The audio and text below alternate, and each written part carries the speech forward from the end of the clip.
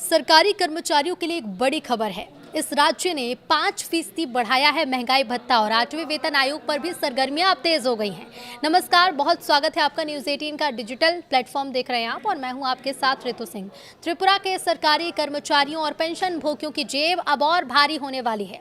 मुख्यमंत्री माणिक साहा ने महंगाई भत्ते यानी डीए और महंगाई राहत यानी डीआर में 5% की एक और किश्त जोड़ने का फैसला लिया है। इस नई बढ़ोतरी के बाद राज्य कर्मियों का कुल डीए बढ़कर बेसिक सैलरी के 41% पर पहुंच चुका है, जिससे हर महीने हाथ में आने वाले वेतन में अच्छा खासा इजाफा देखने को मिलेगा। ये बदलाव 1 अप्रैल 2026 से प्रभावी माना जाएगा। सरकार का इरादा राज्य के कर्मचारियों के भत्ते को केंद्र के समकक्ष लाने का है। इस कल्याणकारी कदम से राज्य के खजाने पर सालाना 500 करोड़ रुपए का नया वित्तीय बोझ जरूर पड़ेगा।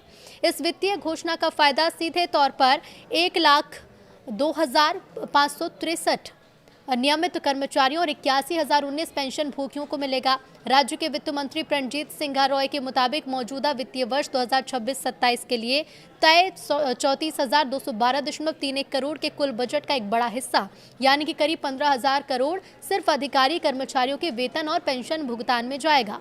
हालांकि इस फैसले की टाइमिंग को लेकर विपक्ष ने आपत्ति जताई है और कहा है कि इसे बजट सत्र के दौरान सदन के भीतर घोषित किया जाना चाहिए।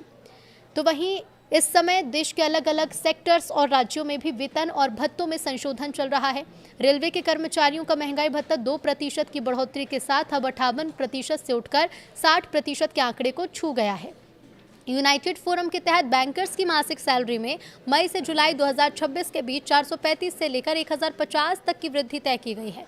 महाराष्ट्र राज्य सरकार अपने कर्मियों को मई के वेतन के साथ 800 करोड़ के डीए एरियर का एकमुश्त भुगतान सभी कर्मचारियों को कर रही है। तो वहीं अन्य राज्य यानी कि उत्तर प्रदेश, बिहार, उड़ीसा और तमिलनाडु जैसे बड़े राज्यों ने भी हाल ही में अपने कर्मचारियों के डीए में 2-2% की वृद्धि दर्ज की है। वहीं दूसरी ओर देश भर के तकरीबन 50 लाख केंद्रीय कर्मचारियों और 65 लाख से ज्यादा पेंशनर्स की निगाहें पूरी तरह से अब 8वें वेतन आयोग पर टिकी हैं। केंद्रीय कर्मचारी संगठनों ने अपनी ड्राफ्ट मांगे केंद्र सरकार को सौंप दी हैं।